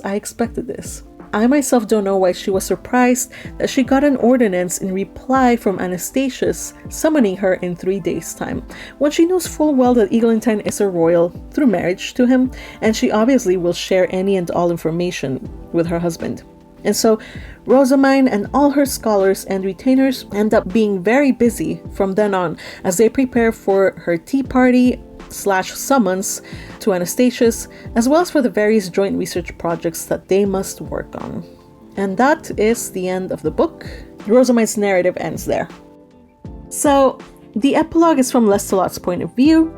He is working on illustrations. He is with his retainers, who happen to also be his cousins, and they point out that, he might be in love with her, and he insists, though, that he is not in love, though it sounds a lot like he's in denial, and he will continue to be so as long as his scholar and attendants keep on saying that he's in love. He does recognize, though, that Rozemyne is a true saint of Ehrenfest, and not only that, but he recognizes that she has great value. She would have made a great addition to their archducal family, but unfortunately, she's already engaged. However, his scholar, Kentrips, says that it is unlikely that the engagement will stand. She is drawing too much attention, and she will be taken by royalty once she demonstrates the results of her research on divine protections. And the royals see that she has more blessings than anyone else. He also tells Lestalot that they need to take her before the royals do. Lestalot does value Rozemyne enough to know that if she were to be married to either of the two princes, she would suffer. Not just because she would be relegated to like a third wife role, but she would actually also be in danger in case of a political upheaval. He does not want her to suffer or be in danger. And again, like, this chapter is like, yeah, he's still very much a shouty guy, and he's not very nice to Hannelore. He's impatient, but he does have a redeeming qualities, and that he, from the bottom of his heart, he wants to save Rozemyne, who he sees as being Ehrenfest's slave at this point. He believes that Fernestein must hold a kernel of truth as well, because when everything is taken into account, he comes to a conclusion that she's nothing but a slave in Ehrenfest, and that her duchy is just using her achievements for themselves. He's not wrong, but I also think he's taking a bunch of assumptions. I also think all of his excuses there are just excuses. I think he actually does have some feelings for her, but he's too much of a tsundere to actually outright say, yes, of course I do. It's well, You've been in your room for like a week or two now and just drawing pictures of her dancing. Like, seriously, bro, like, admit you have a problem. Yeah. Welcome to Rozemyne Anonymous. Lustaloot, Hillbrand, who else? Hartmut, Clarissa. Yeah, And our new member is Lestalot. Hi, Lestalot. Yeah, he also deserves to be part of Ascendance Anonymous. So he is determined that it is beneficial for Rozemyne to marry into Dunkelfelger, and he orders his retainers to seek opportunities, gather intelligence, and do what's necessary to get this done. However, he tells them to not let Hannelore know about these plans. And they're shocked because, Hannelore is her bestie. How can you keep this from Hannelore? But unfortunately, she has proven to have like an issue with her poor timing, has proven to be troublesome for him and for everybody else. So they don't want... I feel like this is just going to blow up again, though, because the last time that Lustaloot tried to do something for Hannelore's benefit, he challenged the Saint of Ehrenfest to dinner. That's not what Hannelore wanted, so... He does not learn his lesson. Again, he's a macho man. He knows what's needed to be done. And unfortunately, he doesn't really respect Hannelore's opinion. He cares for her as his sister, but other than that, it's like, let's just do this without Hannelore. Also, since we're talking here about Hannelore and stuff like that, that end of volume comic representing the sort of moment. Yeah. It's like, if I'm sure if you came in with like a whole bunch of stuff, Lustaloot would call someone over for you and help too, and it's just like, no, he would just get a retainer. She falls over, it's like, hey, she fell over, somebody help her. Yeah. Yeah, Lestalot he has his endearing traits, but he's no romantic. Yeah, he's no romantic, so that's where the shipping comes to an abrupt end. Okay. Let's go into the Muriela side story. It's called Fantasy versus Reality. Again, this short... I love this one. Oh, yeah? Yeah. Tell me about it. It's basically just Morelia and her being introduced into the role of being a retainer. And she had the hopeful idea that, I'm going to be the retainer of the Saint of Ehrenfest, who has like hundreds of books. I will be able to read books all the time. False. You are... busy more than anyone else, busier than either Charlotte's or Wilfrid's retainers, because you basically run half the duchy. Also, you have businesses. Also, you have temple work. Also, you have schoolwork. So you get next to no spare time. But it is kind of interesting to go around and see her try to like talk about the Royal Academy love stories with each of the retainers, and finding that basically everyone is just not on the same page as her, either like about the expectations of the job or her interest in reading. And it takes Philine to introduce her to someone else who's not even from Ehrenfest, just to be like, hey, this is a friend. You can talk this stuff, but apart from that, we still have all these duties we got to get done.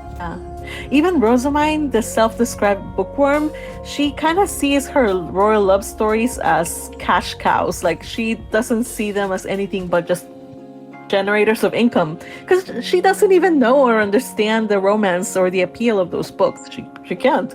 I was expecting something to come from that, and I was surprised. Like, I was expecting Morelia to be like, hey, I have this huge interpretation on this book, and I was expecting Rozemyne to be like, what? You understand it? Okay, but what does this mean? In this, and then just them to like sit down for like a bell or two, just like talking books and understanding. That's what I was hoping to come from, and I was kind of sad that we didn't. You do realize that they would have been talking about dirty, smutty books, right? Noble smut. Oh, spread that cape. Spread that dark cape. Ooh. You know what? Let's get into that for a second. Because what the hell were they talking about? Because I read that like 3 times, and I'm just like, I think I know what they're talking about, but are they really talking about, like, really? Am I a pervert? Like, it sounded like it. Like bedtime. It did sound like bedtime. Yeah, like I'm just like I'm reading this and it's just like, okay, wait. So if this is explicit, but also like noble explicit, then like the stuff Rozemyne was writing about Cinderella and the other stuff at that one time, it's just like I get Ferdinand's kind of perspective. Like, why would you write this smut? But if this is their smut, like, oh my god, I can't even wrap my head around it. This is of course written by none other than Lady Ellentura or Ellentura. It's a pen name for Elvira. And obviously, if you're gonna write something so shameless, you have to take a pen name. So. Okay, you know what? Yeah, okay. You're right.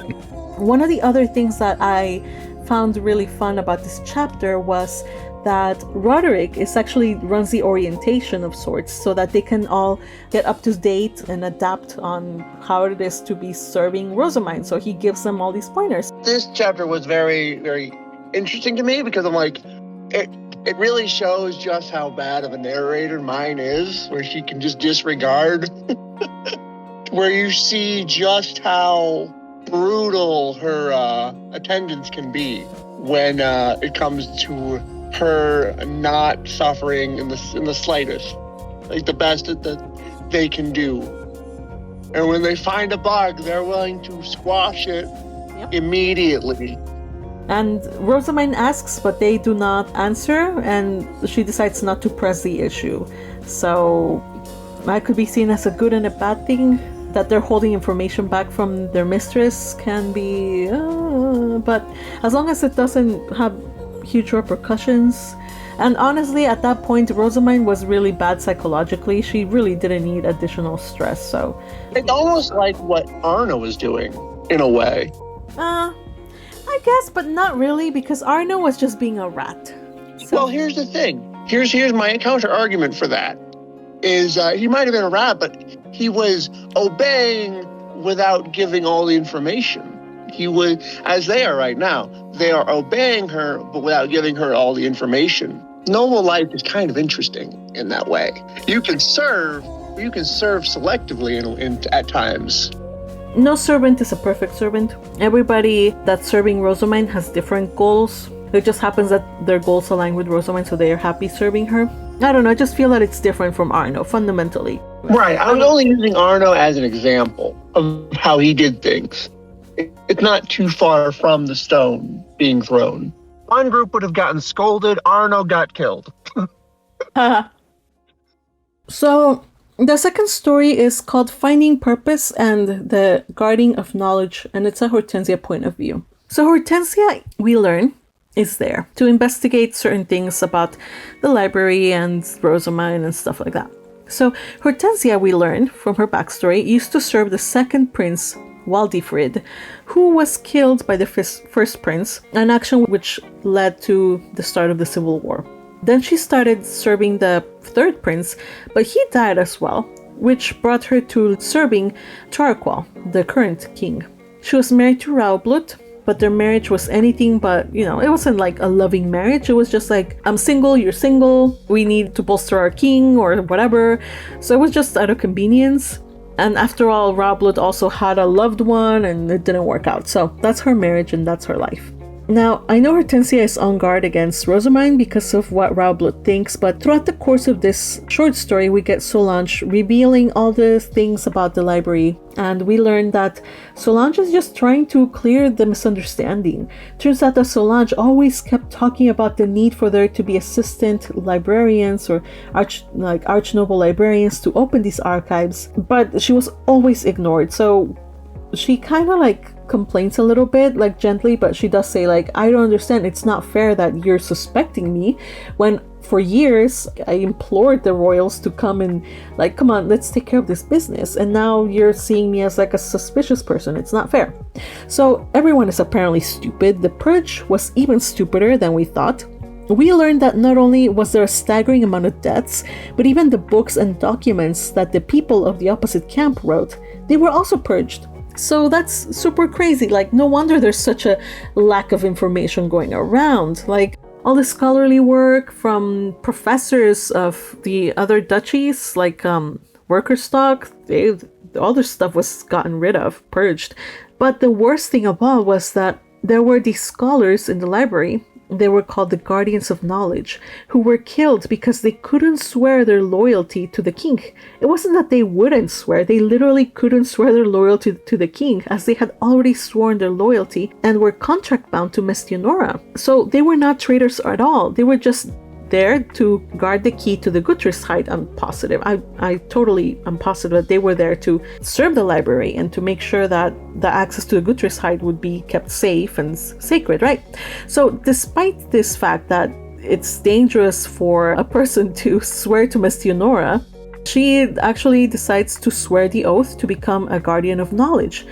Not only because she has to do it to gain the key and to have access to the Forbidden Archive, but also she does it because doing so will give her purpose of a life that she no longer had. She no longer had purpose, so now she finds that she has purpose by serving the library and being a curator of knowledge. So good for her, I suppose, and I think Rozemyne should continue to remain on her guard. But I suppose it's good that Hortensia is approaching things with an open mind and is not letting herself be influenced by her husband's suspicion and is choosing wisdom over politics in a sense.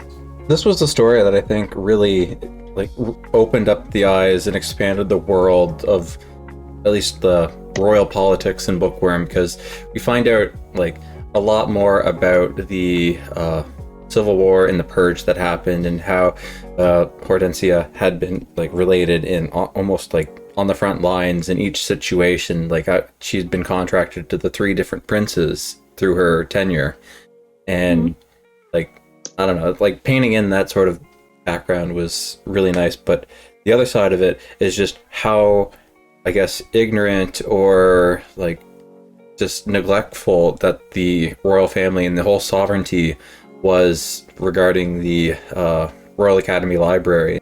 I really like how Solange was just I don't know why you're so suspicious about Rozemyne. She's just as an innocent kid, and now she's been marked friggin' priority number 1.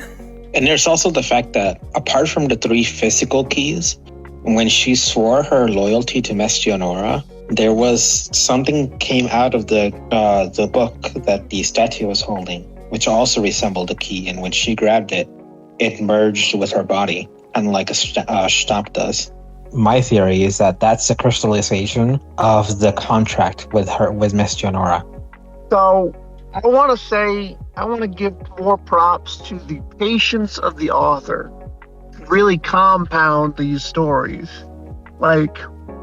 This really piggybacks off of Solange's other side stories that you read coming up to this one, and just the absolute patience to just unravel your own mysteries. It was such a good eye-opener on not just the real ramifications of what Solange's past chapters, when she was speaking to her old colleagues about defending what was left behind and the other archives that are basically locked away. It's just fascinating just how much the royal family hears but doesn't see. They say they see the big picture, but they're very, I should say, tunnel visioned about it. A lot of their problems are them not seeing the whole picture when they claim to be. Yeah. And that's a theme for this story. I think it's one of the major reoccurring things is what happens when you don't safeguard your information, when you don't value it, what happens when these traditions, you start losing them or they become deteriorated. So it's a huge theme in the story, and it's one of the ones where you can just see the seriousness behind just how important it is to be somebody who guards the truth. It's unbiased, who is not swayed by political or other kind of influences. Yeah, one of the main core ideas of the entire series is just knowledge is important, and when knowledge is lost, things go bad. I do have to agree with the open-mindedness, just the sheer willingness to listen. I find that a lot of nobles don't have a willingness to listen. True. And it makes them very quick to judge, which is a lot of the reason the problems have been actually propping up, because they don't want to listen. Yeah. There's a lot of prejudice that they have to fight against. There's prejudice of status, prejudice of traditions. Like if they would actually, okay, the Bible says pray so you can gain more elements. And they're like, yeah, but that's not supposed to happen. Like the book says it right there. You have to pray to the temple, give your all. But again, all these traditions, you have to break through that. Part of me wonders if it's actually that, or if it's misinterpreting it as like noble, fluffy language. Just like, oh yeah, just pray. And they're like, okay, yes, do the thing that we do when we pray instead of actually praying. Like, I don't know. That's another thing I also have to say. It was just the eye-opening of this episode is just like they keep saying the gods are real. But I don't believe they believe the gods are real. Yeah, everyone else in 𝙃𝙞𝙧𝙗 is just like, yeah, what gods? Meanwhile, mine on part 2 is just like, I gotta pray to the gods to make the magic happen. Let's just do it. Yeah, that always catches them by surprise. And then in this one, it was like, you made a contract with one of the gods? Right. Those make-believe things and stories? Sure. It's just crazy how all their life is just centered around blessings and prayers and all these things, but they don't actually really believe in it as much as some random girl who came from a secular country called Japan believes in them now. No wonder there's a separate faction of the church that is absolutely against the noble faction. Too bad that they're seen as maniacal. So far, the one that's leading them, he's actually giving off major creep vibes. So we'll talk about him in a future volume, don't you worry. So this closes this book. It's a very good book, I thought. Okay, so let's go around the circle and say what your favorite part was. My favorite part was, okay, I have 2 parts. One was where Rozemyne congratulates baby Hildebrand about his engagement, and all this emotional damage happens. It's like, oh, this is so bad, Rozemyne, but it was so funny to read, but also at the same time sad. So that was that. And also the chapter with Lestalot. Those chapters where he's being like, I don't love her, but let's go save her. I will marry her, What about you guys? I really liked the scene where they tied up the Veronica faction and just be like, hey, you guys want to go die with your families? Fine, go die with your families because we're sick of your shit. Like, I don't know. that just was my favorite part, and it felt like, an eventual teapot boiling over. So. Oh yes, such a good part. How he was flopping about like a fish, and they even got a paper. They have paper now, and they wrote on it, "Does not comply," and pasted on the kid. That was hilarious. Yeah. Like they had everything ready. They had the rope ready. They had the paper ready. They were this close to losing it. So if I had to pick a specific spot, it'd be the part where it's just like, what are you doing? And it's like, don't stop me. And it's like, no, that's not it. You gotta tie it with a rope. Oh yeah, that was really funny. Yes. I guess I'll go next. And I do have 2. It would be both of them are the basically the other stories. The first one being just the interpolitic side of it, which really hammers home the other side story at the end. They were just talking about the attendant work, just hammers home the dynamics of the attendants. It really shows their ferocity, and I was like, wow. What Rozemyne doesn't see can't hurt her. Extremely ignorant. It's not a good idea. I personally like the whole scene with Roderick. How, he's explaining all of Rozemyne's faults. And then out of nowhere, he just gets absolutely drowned mid-sentence. Washington. And then he gets put into timeout corner. He basically gets dragged out of the room. Huh? And he gets absolutely blasted by Brunhild. Yeah, she crushes him, right? Yeah. Off screen, of course, not in story, in a side story, but you know what I mean. Yeah. And then he comes back all dejected and like, what I mean is, you treat everybody really well, even if they are from a different faction, so I don't see why they wouldn't be a part of you. That's right. That's how you do it. He was made to understand the assignment. Right. Nothing like a little water torture to get your point across. Literally, wow, yeah. Yeah, don't mess with Rozemyne's retainers. Also, Hortensia's side story is also part of my favorite. out of the side stories in this book. Especially Hortensia's story, I feel like I need to reread it again because there was just a lot of detail, like historical detail. They did present a lot of information that I previously had not known, so that's definitely a good one to reread. You could definitely tell this was a side story that was written after the full web novel was written, because it's just like there's so much additional detail that gets added that would not be relevant to the normal story from Rosemine's perspective. Yeah, it certainly does help to fill in some gaps that the web novel omitted, and that will help in going forward. So yeah, that is all for this book. I kind of think like we finally start part 5 at last. I feel that part 4, they were all awesome, the 9 volumes, but looking back, they kind of seem like they were simply laying the groundwork and establishing, the relationships between duchies and all these events, historical events that lead to the one big thing that happens in part 5. So as a web novel reader, I can assure you that it's leading to something pretty big. So we start part 5 fully understanding the problems in Ehrenfest as well as the sovereignty, and the troubles that ail the royalty as it struggles to maintain its hold on the crown. But most importantly to us who have been following Rozemyne for years now, we know the stakes involved and how one wrong word or action can tip the scales and in the worst case, plunge the country back into chaos. Or, in the least worst case scenario, Rozemyne will be taken in by another duchy or royalty. We get to see many changes in the Royal Academy with new teachers and stuff. And while there's not a lot of action or drama as in the previous volume, the book is without a doubt has the feel of just setting things up. So in a way, I feel like this is kind of like the Ehrenfest dorm field trip.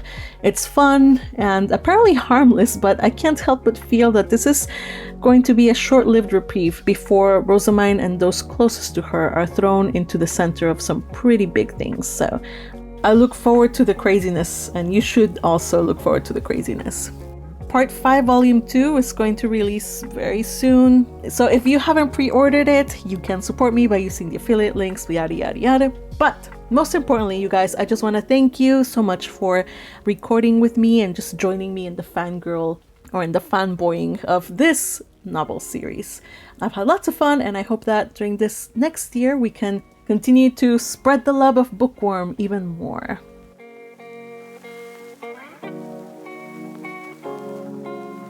This video is the concise, edited, and shortened version of our talk. To hear the longer 3-hour version with all the fun tangents and theorizing, you can hop on over to my Ko-fi page for access. It is available not just to members, but also to one-time donors. So hey, if you'd like to support me, you can buy me a coffee and get access to the uncut version. But another way to support me, which does not cost you a single dime, is just by liking, commenting, and subscribing. This kind of engagement boosts my channel, so please feel free to do so if you enjoyed this video or my other content. Finally, a special thanks to my Ko-fi members and supporters, and a special shout out to Steven, who graciously supported me during one of my live streams. As a thank you for his very generous support, I said I'd read out loud his favorite bit from the light novels, and he chose the blessing scene in Part 4, Volume 9, which I shall read now. I fought back the tears to some success, but even then, I couldn't stop the feelings that were swirling around inside of me. I was angry about the unreasonable decree, frustrated about once again not being trusted, overjoyed that Ferdinand had remembered that tiny promise we had made so long ago, sad that he was leaving us, and excited to be getting my own library. All these conflicting feelings made my mana surge through my body, threatening to overflow at any moment. If crying in front of people isn't allowed, then I'll just have to turn the tears into mana instead. Lady Rozemyne, your eyes are turning into rainbows. My retainers let out panicked cries while Ferdinand extended a hand to me and said, Rozemyne, contain yourself. No! I formed my stab and chanted, Stylo, turning it into a pen. Then I used my overflowing mana to draw a glowing magic circle in the air. Rozemyne, what are you doing? Expressing my thanks for the library, I replied, then returned my focus to the circle. May Ferdinand be blessed as he leaves Ehrenfest. This wasn't like the prayer I had given when unleashing all of my feelings for my family. Now that I was the High Bishop, I was able to give proper blessings. My time at the Royal Academy meant that I now had a stab to control my mana. I had learned about magic circles. My mentor had provided me with everything, and in return, I would give him the most powerful blessing that one person could give another. "What's this?" Ferdinand asked. "A magic circle of all elements?" "It's a magic circle from the last page of the Bible," I replied with a grin. "One that only high bishops get to see." This wasn't the kind of complicated, bizarre magic circle taught in the Royal Academy for people to use for their own benefit, nor was it the magic circle that appeared on the first page for those trying to become king. This particular circle existed only so that those who had become high bishops could pray to all of the gods at once, praying just for the sake of praying. It couldn't be used for oneself, only for another. And so I drew the magic circle as I remembered it. "Oh, mighty king and queen of the endless skies." As I started to intone the prayer, the magic circle dazzled with golden light, and a dark ring appeared around the outer rim. I could hear those around me stirring in surprise, but I ignored them and continued to speak. "O mighty, eternal Five, who rule the mortal realm! O goddess of water, 𝙀𝙀𝙀! O god of fire, 𝙀𝙀𝙀𝙀! O goddess of wind, 𝘃𝙀𝙀𝙀! O goddess of earth, 𝙃𝙀𝙀𝙀! O god of life, 𝑘𝙃𝙀𝙀𝙀!" Mana flowed out of my stab with each divine name, and the sigil representing each god started to shine its respective color as they were called. "Please hear my prayer and graciously lend your blessings. I offer you my power and devote to you my service and gratitude. May your divine protection be granted to those departing. The power of water that washes away corruption, of fire that cannot be extinguished, of wind that wards against danger, of earth that embraces all, and of life that never relents. May they have them one and all." The magic circle began to float up, with the light of the blessings falling upon Ferdinand, Eckhard, and Eustace. The divine colors were all mixing together to form a rainbow, and Ferdinand stared up at the magic circle in a daze as they rained down upon him. I puffed out my chest as best as I could and smiled at him. "I'm growing too, you know. I'm not going to stay the same person forever." Hopefully, this would repay him for all that he had done for me. Hopefully, he would acknowledge that I had really grown. Hopefully, he would go to Arensback feeling a little more safe, even if only a little. As I watched Ferdinand closely, he looked down at me and gave a slight smile. His eyes closed. "I entrust Arenfest to you," he said. "Protect it in my place." "I will." We made our way to the border gate. The escorts from Arensback had already arrived, while they were given the luggage. Ferdinand exchanged farewells with Sylvester, then flourished his Arenfest cape and started toward the other side of the gate. It had been bitterly cold on the day that Ferdinand entrusted our duchy to me. I had seen him off with the best smile that I could muster, and I praised my strength for having held back my tears until I reached my hidden room.